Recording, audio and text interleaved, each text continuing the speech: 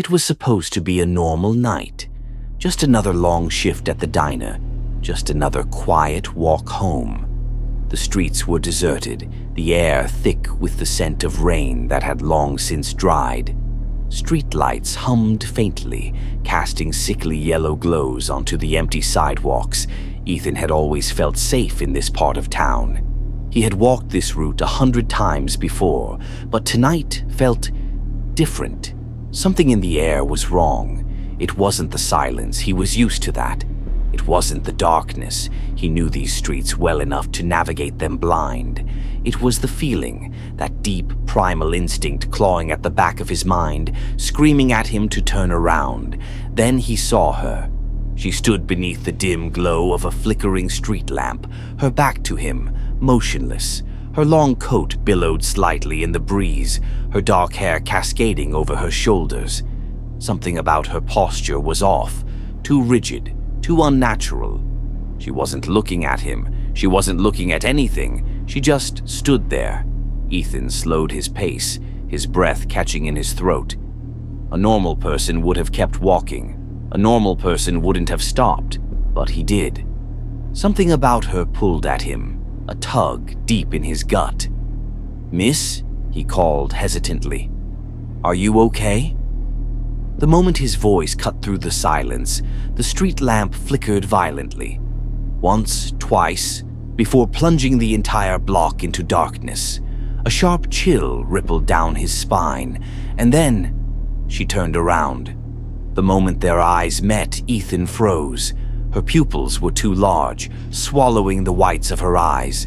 At first he thought they were just dark, but no, they weren't just black. They were empty.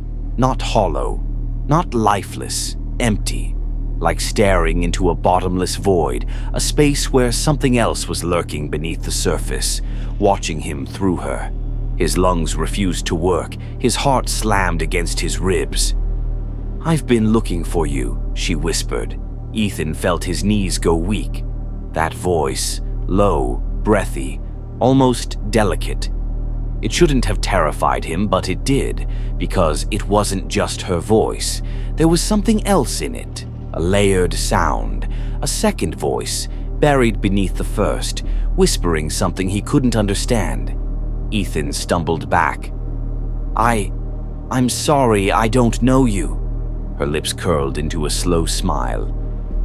"You should."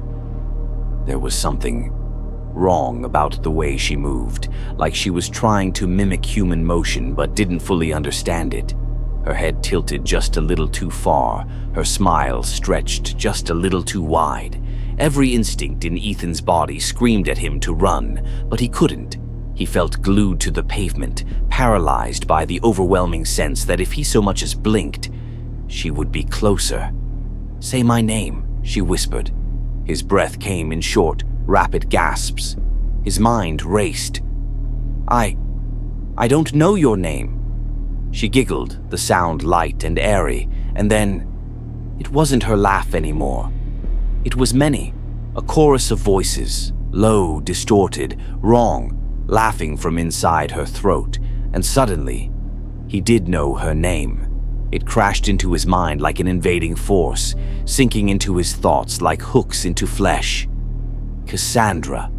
Her eyes shimmered, her smile widened, stretching too far, as if her skin were struggling to contain the motion. Yes, but Ethan didn't know her. He had never met her. So why did his gut twist with the unshakable certainty that he had just spoken the name of someone he had tried to forget? Something inside him cracked open. Images flooded his mind. A red moon, a girl standing in a field, her black eyes shimmering under the sky, a promise made in whispers. "You will never leave me." The sensation of hands gripping his wrists, of something wrapping around his throat. Ethan gasped. These weren't his memories. This wasn't his life, but it was. It was buried deep, locked away, and now it was awake again. His pulse hammered in his ears. "I don't remember," he started, but she cut him off. "But I remember you."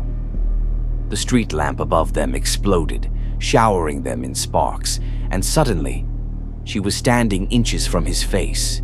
Ethan couldn't move, couldn't breathe.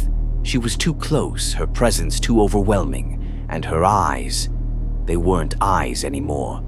They were moving. Something inside them was alive, writhing just beneath the surface, shifting like hands pressing against glass, his body locked up. Something pressed against his chest, invisible, heavy, suffocating. "You were mine," she whispered, her breath cold as ice. "You still are." Ethan's vision blurred. His legs buckled, the shadows around them stretched unnaturally, curling toward him like fingers. "Come back to me." His breath hitched, and then everything went black. They found Ethan the next morning, lying in the middle of the sidewalk, his eyes wide open, staring blankly at the sky. He was alive. His pulse was steady, his breathing was slow, but he wouldn't respond, wouldn't blink, wouldn't move. They called his name, shook him. Nothing. And his eyes, they weren't human anymore.